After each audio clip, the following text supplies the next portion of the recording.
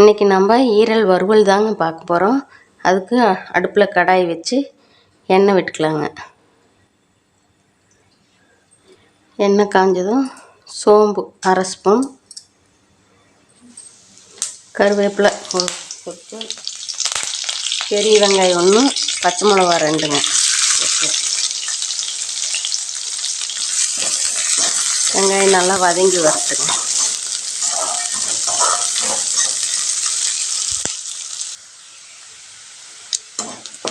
பாருங்க, வெங்காயம் இந்த அளவுக்கு நல்லா வதங்கி வந்ததும்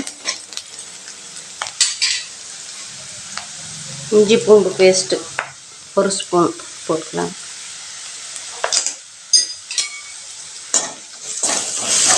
இஞ்சி பூண்டு பேஸ்ட் நல்லா பச்சை வாசனை போகிற வரைக்கும் வதக்கி விட்டுக்கலாம்.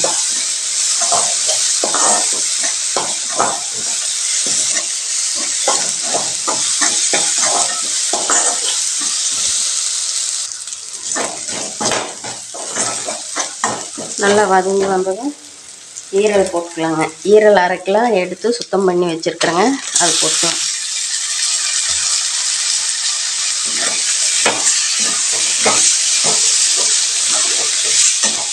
இந்த ஈரல் வறுவல் அருமையாக இருக்குங்க, நீங்களும் செஞ்சு பாருங்கள்.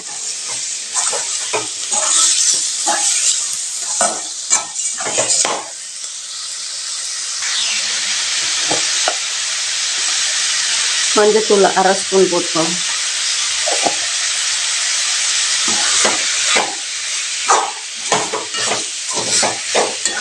இது ஒரு 5 நிமிஷம் நல்லா வதங்கி வருதுங்க.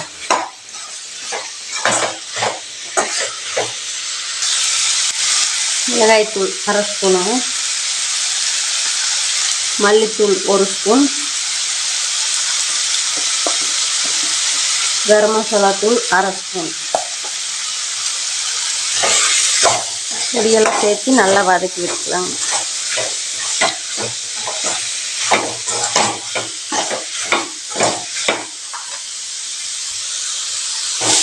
பாருங்க, இந்த அளவுக்கு நல்லா வதக்கி விட்டது தண்ணி விட்டுக்கலாங்க.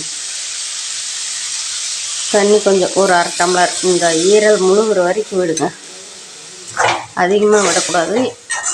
ஒரு 1/2 டம்ளர் விட்டுக்கலாங்க. அவ்வளோதான், இது நல்லா வேகட்டுங்க, மூடி வச்சிடலாம்.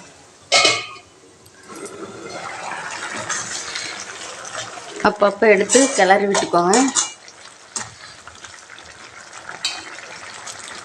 ஈரலுக்கு தேவையான உப்பு போட்டுக்கலாம்.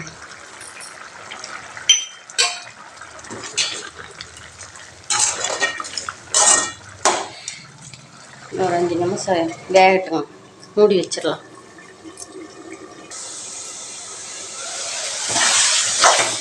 பாருங்க, தண்ணியெல்லாம் நல்லா வற்றி வந்துருச்சு.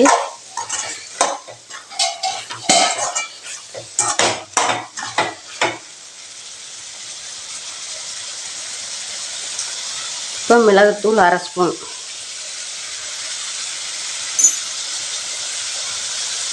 கருவேப்பிலை கொத்தமல்லி தழை தூள் விட்டுக்கலாங்க. ஈரல் வறுவல் செம்ம அருமையாக இருக்குங்க. நீங்களும் ட்ரை பண்ணிவிட்டு எப்படி இருக்குன்னு கமெண்டில் சொல்லுங்கள். இந்த வீடியோ உங்களுக்கு பிடிச்சிருந்தா லைக் பண்ணுங்கள், ஷேர் பண்ணுங்கள், சப்ஸ்கிரைப் பண்ணுங்கள்.